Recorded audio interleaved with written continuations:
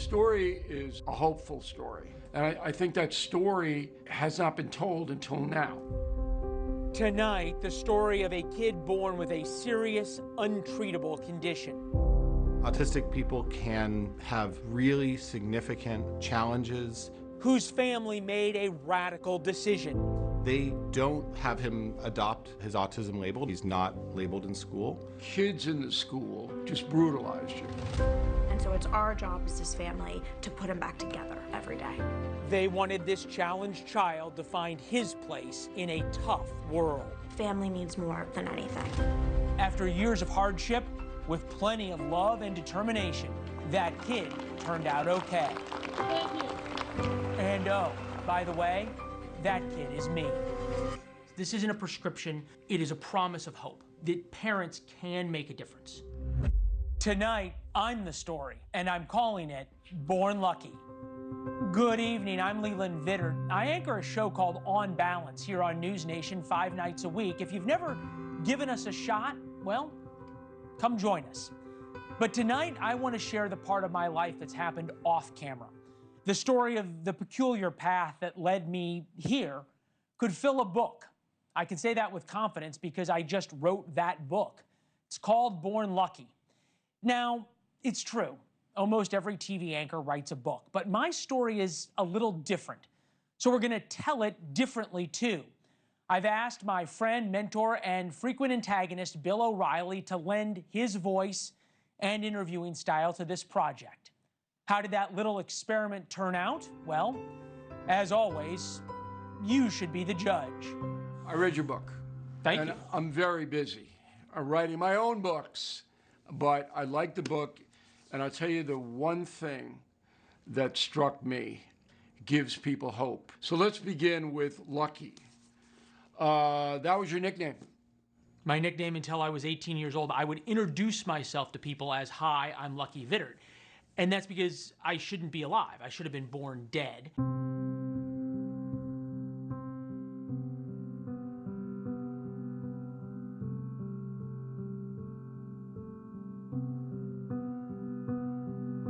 So I'm being born in the hospital, and the doctor goes, "Oh my God, this is a lucky baby."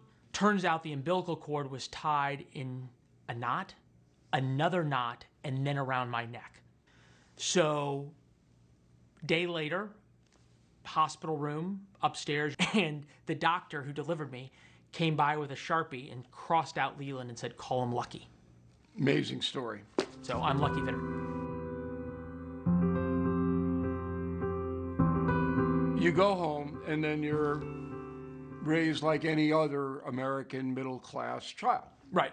Father's job, your mom is tending to you.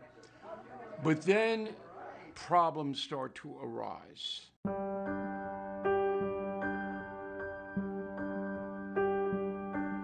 My dad could see it because when I would play with other kids, I was running into kids, I was hitting kids. Kids would try to joke with me or throw me the ball and I'd get angry. It was very clear. I didn't understand how to interact with kids. Social skills to me were completely foreign. Some kids attract friends like magnets. I repelled them like magnets. You didn't have play dates or anything like that? No kid wanted to be around me, ever. Because you just gave off an aura that you were different. I was very different. And look, we have in the book the report cards that came home. And every one of them in social skills needs improvement, needs improvement, needs improvement, needs improvement, needs improvement. Okay, my report card said, get him out of here, get him out of here, get him out of here. Because that's not unusual for boys. Well, see, that's why you and I get along, Bill. Probably. Did you know you were in trouble? I knew that I had no friends. And I saw everybody else had friends. Were you lonely? Terribly lonely. Look, Bill, I got bullied so bad in 5th grade, my dad came over, went up to the PE area where there's all the fields, and my dad goes, "Hey, how's Lucky doing?" And the PE coach goes, "I had to put him with the girls. I needed to protect him." Why was it too hard for you to play with the boys? Because I couldn't interact with them. I was like target number one, right? So they would throw balls at me. They were mocking you? They were mocking me. They were pushing me around. I didn't know what to say. I didn't know how to have a conversation. I didn't know how to play or laugh. Were you confused about this? terribly confused and hurt, but I didn't know how to fix it. The problems got to the point where you had to be assessed. Right, so the words no parent wants to hear, your kid needs to be assessed. They take me to the little psychology building, medical building. I go in and do all the tests. And on an IQ test, genius is above 150, mentally retarded is below 80. There's two halves to the IQ test. Learning disability, some kind of issue, is a spread between the two halves of 20 points. My spread was 70 points. So I was mentally retarded in some areas, ingenious in others. And that was the issue. So they said to my parents, we don't know what's going on. My dad goes, is there anything we can do? Think about that. You're a father, the desperation. Is there anything we can do? And the woman goes, generally not. How did your folks react? My dad said, we'll see about that. Really? He was defiant. He was defiant. And the woman says, the kid has to have two things. They have to be intelligent, which I kind of was, or they thought I was, and that I had to want it, which means my dad had to teach me and tell me and show me that everything I knew about the social construct in the world was wrong, and he had to figure out how to fix it. So Dad took it upon himself to say, I'm not going to adapt the world to my kid, right? Because that's what was very in vogue at the time. Meet a kid where they're at. Still is very in vogue. Little Sally's special. We cannot possibly try to tell her she's not normal. What Dad tried to do was teach me what social interaction looked like. And he said to me as we were writing the book, you didn't have any friends. I thought I could be your friend. So my dad became my best and only friend. And off they go! He's your companion. He was everything. Did the word autism arise at all, ever? Not until I was out of college. Mom and Dad never wanted me to think I was different. They didn't tell anyone. There was no special diagnosis. There was no special treatment in school. None. So your father comes in on a daily basis now. Hourly. When I was diagnosed and when my dad realized I had a real problem, he stopped working and he said, the only hope I have to give my son a normal life is to be there for him every moment.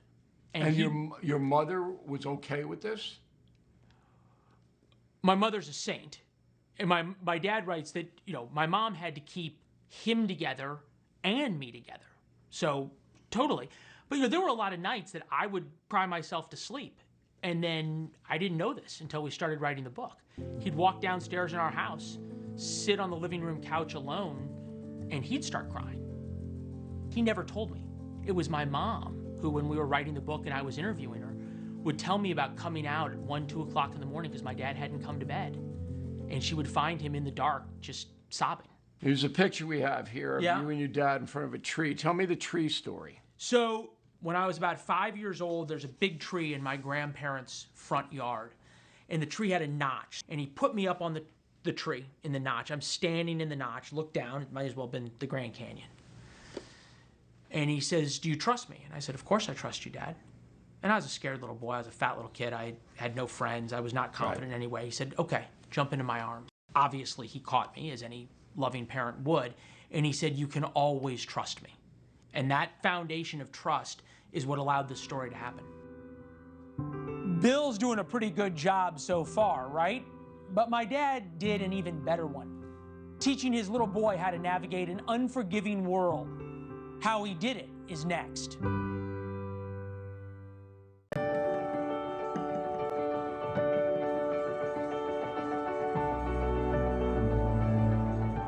When I was very young, my dad told me to set goals. He encouraged me and pushed me, but his whole thing was you got to do stuff on your own because otherwise you won't think that you can. So then your father embarks on a program to toughen you up. Yep. 200 push-ups a day, 5 days a week. Do it for 3 months and you get something special. You get to go to Disney World with your mom. You get to do something special. And part of the program is another, were you learning to fly? 120.3, see you, thanks. He didn't want me to, but this was about goals and accomplishments. I had seen a story on the evening news about a little kid who had flown across the country at 10 years old, and I wanted to beat him. You wanted to be the kid? I wanted to be the kid. I wanted to be on the news. And I kept bugging my dad, and he finally let me start flying. Went out for a meal, clear for takeoff. Thank you. It was all about goals. Hey, how can you achieve and get out of feeling like you're worthless? What can you do that's going to be different, that is going to be exceptional? That's called accomplishment therapy. It was about teaching accomplishment Sure, and sure, discipline but and all these things. It's still an amazing thing for a 10-year-old. And then when I was 11, I flew across the Atlantic Ocean. Wow. Went out for a meal, on site, Terrific. Congratulations. Thank you, sir. Big sense of relief that you've done this now? Huge. And what he would say is, I just have to get you into the real world, and people will see how good of a person you were. There were no expectations about grades, no expectations about friends or getting along, any of these things. But there were expectations about hard work, and there were expectations about character. And those were the two things that my dad said will matter later in life, and that's what the standard was. Thank you all very, very much. In order to try to teach me social interaction, he'd take me to lunch. Say you and my dad are going to lunch, which is great because I got along with adults. Adults liked me. But if I'd interrupt you, he'd tap his watch. If you were going on too If I was long. going on too long, or if I interrupted you and wanted to talk about something different. And that was two things. One, stop talking. But two, bookmark it. Because we'd go back later and he'd talk about it. You remember when Mr. O'Reilly was talking about his book? Why did you think it was important to talk about the book you were reading? Right, he tried to give you a Try to- line of reasoning. And show me what I was doing. Right. So it became a learned skill.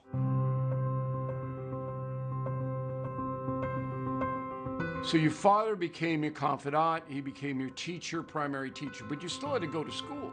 Just a private school. Just private school in St. Louis. My dad went to the same school. All right.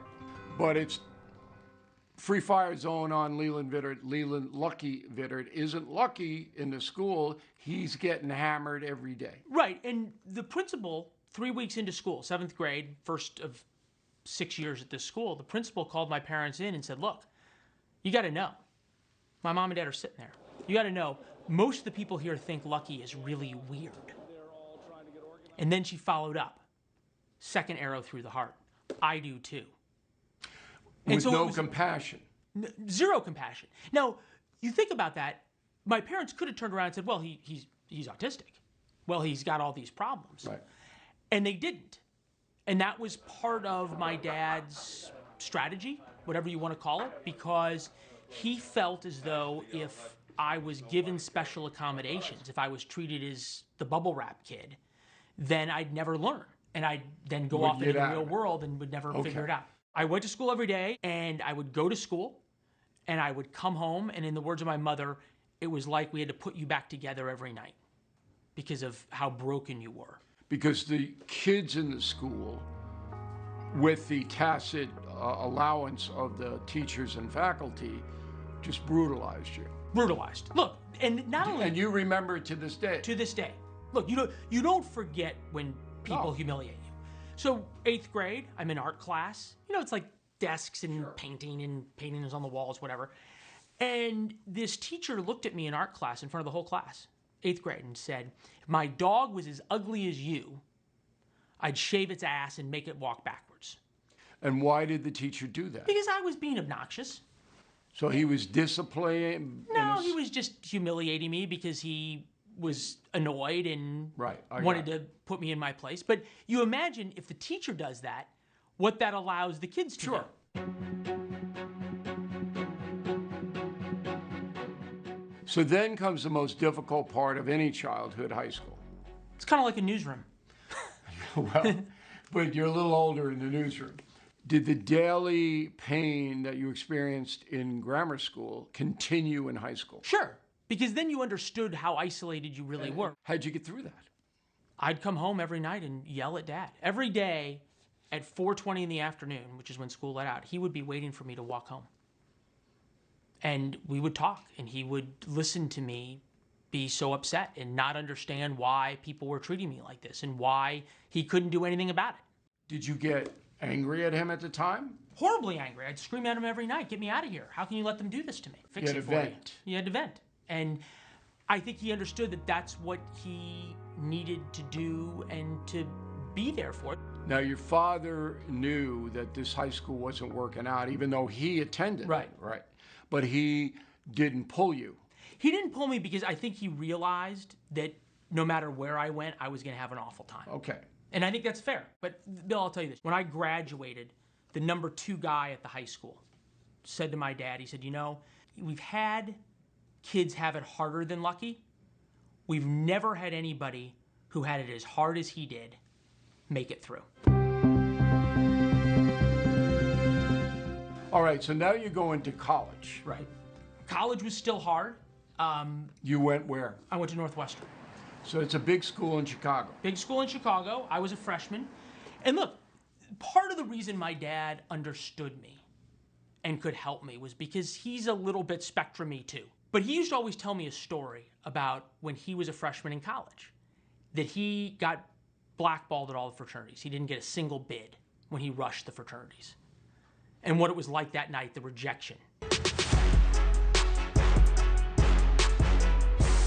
And the same thing happened to me. So January of my freshman year was rush, and I called my dad on a snowy night from a corner at Northwestern. I said, look, Dad, I said, now I'm just like you. I don't have a bid anywhere. And I said to him at that moment, I think I've got to realize that it's about me.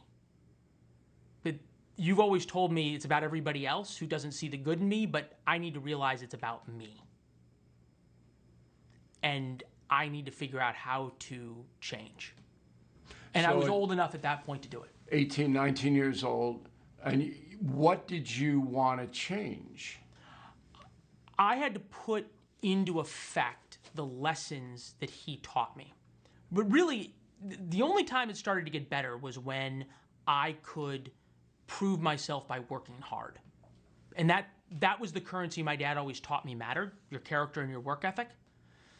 And once I got into the real world is when it clicked for me that I could work hard and I could be a good person, and that would translate to results. Yes, the journey from autistic kid to anchor man was about to really begin. It would take me from Little Rock to Libya to the war zones right here at home. That's next.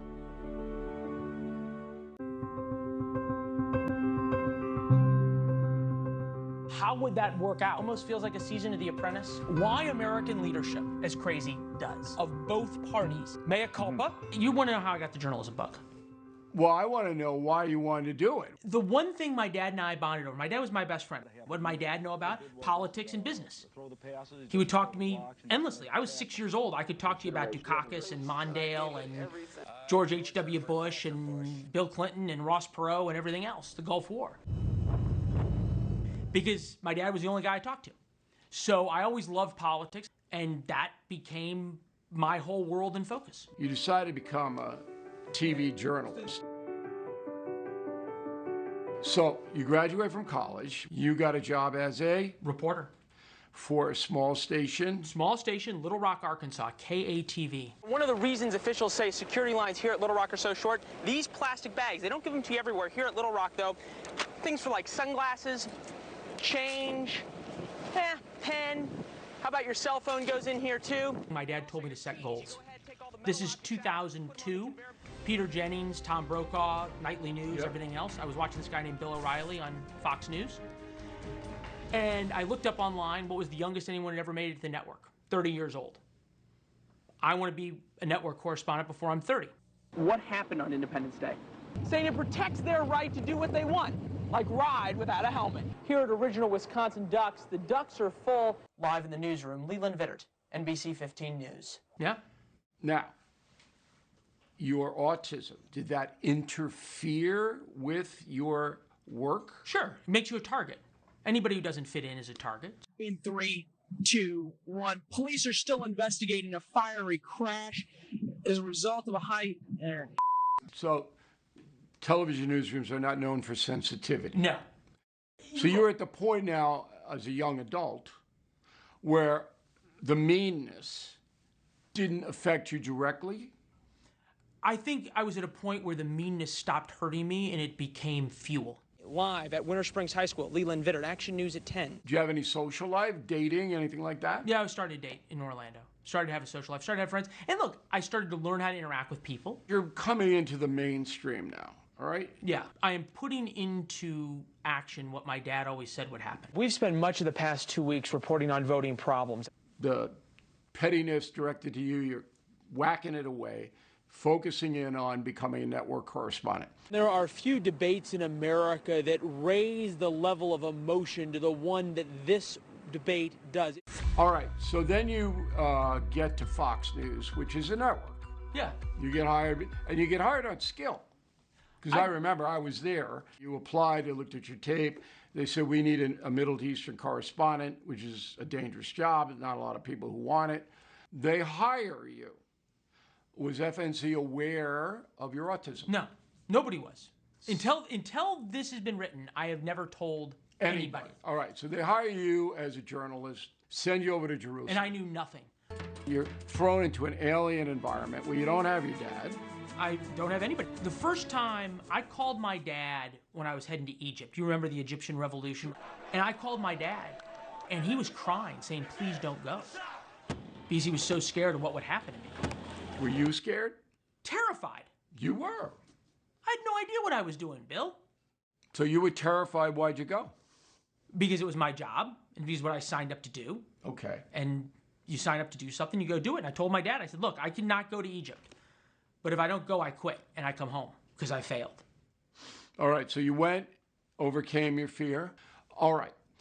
And you do well over there. The crowd behind me, 18 floors down, is chanting, with our soul, our blood, we protect the prophet. And I'm not saying that because I know you did well, because I use you sometimes, and, you know, I'm pretty tough.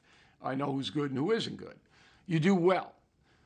All of the maladies that you had accumulated over your life seem to have receded a bit at that point. Is that true? True. I'd say I'd gotten better at hiding them. All right. But they were still there. You was just disguising them, not discussing them. Yeah. Never came up. Never came up. And look, I asked my dad, why didn't you tell anybody? He said, number one, never wanted you defined by it. But number two, I don't think anybody cares. Nobody cares what's going on. It's none of their business, and you want to be stigmatized anyway. But then it was doing the job that all of the things that he wanted me to do and had taught me came together, because it was the hard work, it was my character, and he could see that you. mattered. He could see me on TV. These protesters are walking forward to try and protect themselves from the rubber bullets of the Egyptian military. Shepard? Leland Vittert watching it all from above. That was the moment that it was like all of those awful things in high school that happened to you. Now, the currency of life that he used to always tell me, the currency of life is not the currency of high school, the currency of life was paying off. That's a nice moment. Well, it had taken them an awful lot of work. Were you afraid the whole time? Being afraid keeps you alive, Bill. When you stop being afraid, you should stop. And look, that's why I stopped. I realized that I was addicted to the adrenaline.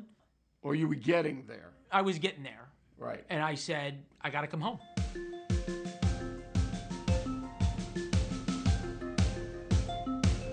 So then you spend, how many years over there? 5? 4 years in the Middle East, and then came back in 2014. I'm in D.C., and I did your show after the Baltimore riots, when Sharpton shoved me down. Right. Excuse us. Excuse us. Whoa! You'll push members of the media, but you won't protect businesses from looting, sir? Then you get into that buzzsaw of the 2020 election. Yep. Which destroyed a lot of careers. They can try to steal the election from us. What happened? So, a couple weeks after the election, one of Trump's spokespeople come on the weekend show and starts mouthing off about how every vote needs to be counted and on and on and on. And I kept saying, show me the proof. And we started screaming at each other. Aaron, answer the question, and then you get to talk. The question is this. I did answer, what but do you want to interrupted have me the first Aaron, time. What do you want to have happen with those 700,000 votes? All right, so you were aggressive with her. Yeah. All right. And that would alienate Trump. That would alienate Trump supporters, something Fox was concerned about, and they said, Leland's done. Right. That was a tactical mistake on your part because you had to know where you were working. Maybe. My dad always taught me, do the right thing and do your job. Okay. Stand on principle. I think I had a Pollyanna view of the world. Okay, look, you're going to work for a corporation. Don't expect to be treated fairly. Every corporation has an agenda. Right. They made a decision. That's it. That is life in the fast lane, to use a cliche. Yeah. So then, after you took this blow, because it is a blow, what did your father say? I mean, I was mid-30s, no job, no prospects, nothing. Right. And my dad said, look, he said, you went to school every day. Every day you got beat up and beat down at high school. You got up, you went to school every day. You can get back up now. Good for him. Good advice, right? Great advice. And by the way, if he had not forced me, if it had not been that hard when I was a kid, I wouldn't have known I could do it now. And that was the lesson coming. The discipline that he taught you back then kicked in at your low point in adulthood. Adversity is something to embrace, and for parents to have their kids embrace it first. And then, as it always happens with good people, you get a break. We welcome you to the Ferris Network on television. I get a break. Sean Compton, the president of NewsNation, called me. He said, hey, we're starting something new, and we want you to be a part of it. Out of nowhere, right? Out of nowhere. And in our first phone call, he said, we need a guy to be our Bill O'Reilly. Uh-oh. I think I would have walked away right then. I said, I can't do that. I said, right. Who can? Who wants to? Well, not who wants to. Who can? I said, O'Reilly's one in a billion. I couldn't do that. I said, but I can try to do journalism for you. And so they hire you, and you become a primetime guy. How would you advise Donald Trump to answer that? And that's where your professional story is right now. But how am I doing, Bill? In the presidential race, DDHQ not ready to make a projection for Nevada. I think you're doing very well myself, all right? And if I didn't think you were doing well, I would have damn told you by now, and you know it. That's true. Okay. And you've told me a few times. Well, nobody's perfect except me. Well, Bill may be perfect at many things, just ask him. But he's not the perfect sister. Luckily, I had one, and you're about to meet her.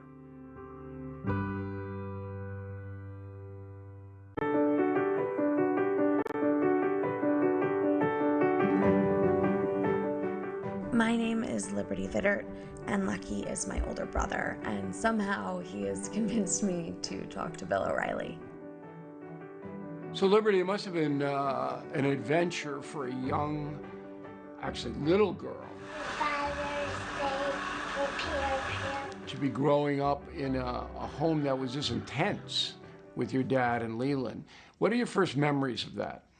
Really, the first memory that I have ever is I was in kindergarten, and Lucky was a 5th grader, and we'd walk home from school together. I would look up at Lucky, and he was crying, and I'd hold his hand because I knew, that's what you were supposed to do when someone was sad. Right. And so I remember not understanding why he was so sad, but it was every single day for a whole year. Did you ask your mom and dad why he was crying? Yes, I did. It took me about 2 or 3 weeks before I was ready to ask mom and dad, because I didn't know if that was private to Lucky. I just, you're little, you don't understand.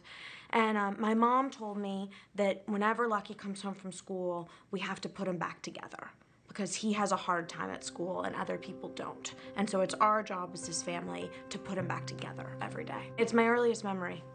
Was your relationship with your brother, would you say, normal in the house? I mean, we still fight today, so I don't know how normal. But yes, I mean, I was the little, your brother's 6 years older. He's like a godlike figure to any little girl. Your big brother is always the big protector, you look up to him. It was as normal as it could be. But I think, it was seen that it was every day we'd come home from school, and Lucky and my dad would spend the next 4 or 5 hours together until it was time to go to sleep. Did you feel neglected at all? No, people have asked me that before, and I think it's something that maybe siblings of kids who go through stuff like this sometimes feel. But my mother always made it about all of us putting Lucky back together, and that was the job of all of us helping him. You were included, I was included in the therapy, the therapeutic part of the family. But you didn't know that.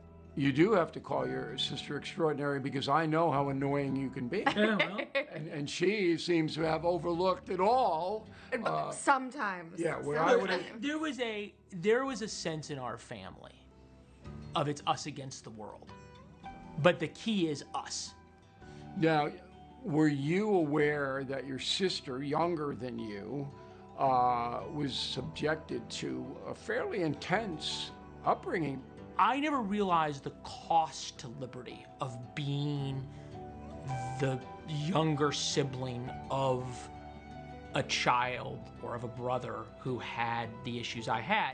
Yeah. You know, I was excited to go to a high school where my big brother was the senior. And I remember it was maybe the first week, a teacher said to me, "I just really hope you don't turn out like your brother." And, you know, I mean, it was nothing against me. I mean, it was obviously all against Lucky. But it's an insensitive comment. Sure, they're jerks. I mean, a lot of, Right. as a teacher, I can say a lot of teachers are Right. jerks. No doubt. Look, the title of the book's Born Lucky. And I think I have to acknowledge how lucky I am, right? Lucky that I had a sister who, despite the fact that they called her the retarded kid sister, always stood up for me and always loved me and sort of didn't mind the scarlet letter, or at least never made me pay a price for the fact that she had that scarlet letter. You know, the people that did the things to them that I mean, these are some of the crummiest, really shameful people, what they did to him. And Lucky didn't use one name in this book. And believe me, we all remember them. Now ask me and I'm happy to tell you. But Lucky's not going to. And I think that that's a really huge part of this, is that, you know, ignoring what these really terrible people did and focusing on the triumph that Lucky has had. Liberty, was there ever a time when you said, I just can't do it? It's too much pressure on me at school. And was there ever a time when you kind of just wavered a little? No, never. I mean, that's what family is you don't waver on those things. I mean, you may cry silently, you may cry to yourself, you may have moments personally, but to the outside world, you never waver. But, you know, Lucky has always been, and he won't say this, you know, he never says good things about himself. Lucky has always been my biggest protector. He's always been loyalty. It's what our parents did, is that they didn't instill values of be good at academics or be good at athletics. It was love each other, be loyal to each other. Family means more than anything. So I can declare with no hesitation that my family's approach worked out for me. But it was risky. What do the experts say about those decisions? That's coming up.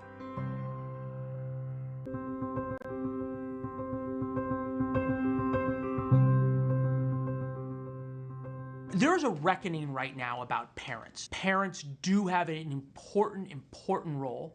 Look, my father did nothing that any of the gentle parenting, any of the new age stuff. Fathers are told, and have been told for a long time, they don't really matter. It's, you know, the village is going to raise your kid. The village didn't raise me. The village crushed me, and it was my dad who championed me. Saved you. Saved me. And that's a whole different story than what's being told in America right now. Very interesting point. There's a whole spectrum of parenting that couldn't tolerate children being uncomfortable. What I sometimes call the wah-wah-wubsy culture. You can't say anything against my neurodiverse child because they're neurodiverse, therefore a protected class. And then you don't do anything for that kid except sort of defend them rather than help them manage and grow with this particular biology. And that is a horrible way to raise human beings. I think that there are insights that we can draw from Leland and his experience that are applicable to other folks who are like him. But I think it is also fair to say that we should not say that this book is a blueprint for every autistic person. Autistic people can have really significant challenges that impact their ability to, you know, communicate or interact or even, you know, be safe in their daily life. And, you know, those folks often require 24/7 care. On the other side, there are maybe as much as 30% of neurodiverse children with autistic spectrum who will outgrow it in one manner or another. And it seems to me that if we can identify them and challenge them, we will help them.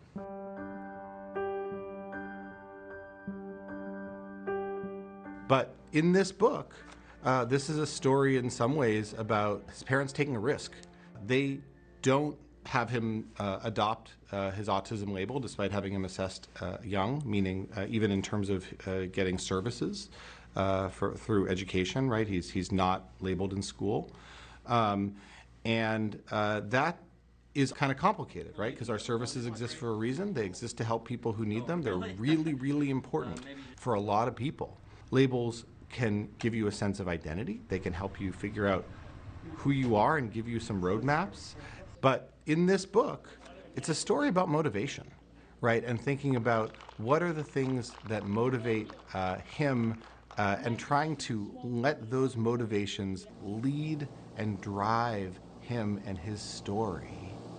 It's actually a great model for what's called rapprochement, which is that ability to go out into the dangerous world, giving that child the gift of failure, which we protect kids from. It's a gift.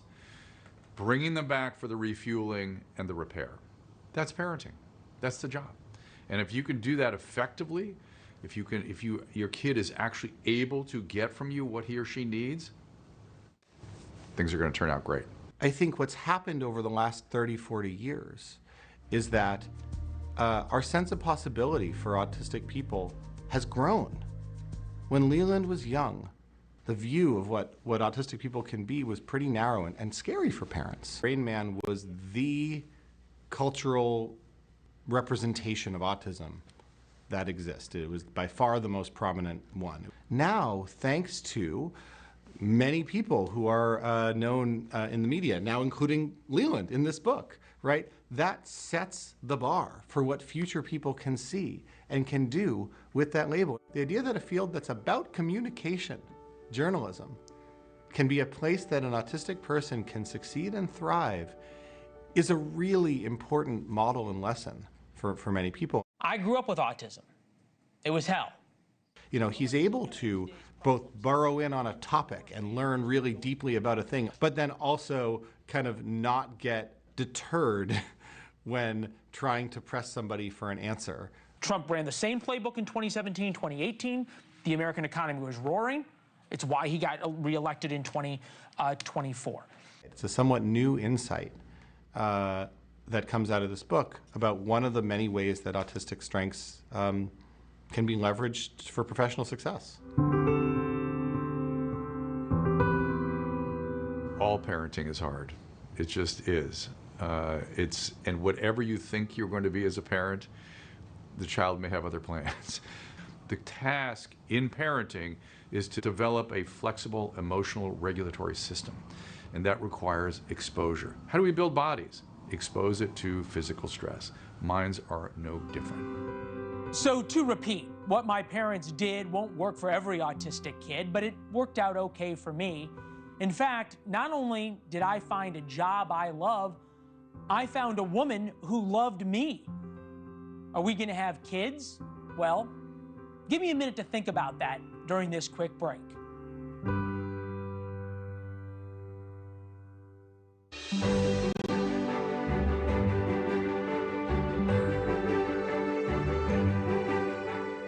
Now you are married. God bless her. New marriage, new circumstance. It's still, it feels okay now, 3 months in. Is the autism now part of your daily life in either the career or the marriage? Autism is not something you're ever cured from. Your wife knows that. Sure. Do you discuss that with her? No, but there are times that she pats me on the arm and says, "You're not seeing this right," or "You need to think about this," or "You need to calm down." You write about belonging. Yeah. And you never did. Nope. What about now?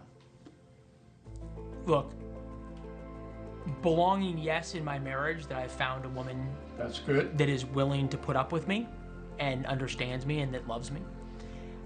Belonging in work and career and in social settings, I still fight every day. Every social interaction, I still have to think about. I still have to work on my eye contact. I still have to really focus on listening and understanding how someone else is feeling at the moment. I still talk to my dad 4 or 5 times a day. To this day? To this day. Does he still mentor you and give you advice? All the time. I'll put it this way. When you have now a wife and a father, you have no idea how many wrong things you can do by noon. It's a good line. So, are you going to have kids? I'm inspired to. Well, you know, I don't want to be Barbara Walters here and probe into your private life, but with all you've been through. Yeah. And It's your wife, scary as hell. I never thought I could live up to be the parent my father was, right? That's the bar. It's a very high bar. So I think now I would be inspired to try. So you're considering that. You're considering the future. Yeah. So your story is, as I said at the beginning of the interview, a hopeful story, all right, for the millions of people affected by autism. I would say it's a hopeful story, though, beyond autism, and here's why. Because the diagnosis culture in America is insane. It's a huge business. ADHD, anxiety, social maladies, learning disabilities, physical disabilities, you name it. Almost every kid now has some kind of diagnosis. Right. They tell the parents, here's medicine. They tell the parents, here's a performance enhancement plan. Here's special accommodations. Here's all these things. They never look at the parents and say, you can make a difference. And by the way, everyone talks about the benefits of a diagnosis. Nobody talks about the cost of a diagnosis to a kid. Is it really better to give them a diagnosis? Is it better to sort of push away all the difficulties in their life? Or is it better to hold their hand as they fight through it? It depends on the kid. Sure. And depends on the parent. And that is what parents need to hear. There is hope. You can make an enormous difference. The love of a child and pushing them to be more really matters. And I'm proof that that's possible. So we've reached the end of the show, and you're probably asking, where was Leland's dad tonight? Isn't he the real hero of this story? The answer is yes, of course. But like other true heroes, Mark Vittert doesn't accept that label. He did write an epilogue to the book, and it's my honor to give him the last word tonight. So Dad writes of other parents. If you are in this fight, it will be a challenge that is the most worthwhile of your life. It will probably take years and years, but it will be worth it. Dad, I work every hour, every day, to be worth your dedication. Thank you. I love you. Thank you for watching. Subscribe below and download our NewsNation app right now on your phone, and you will get fact-based, unbiased news for all Americans.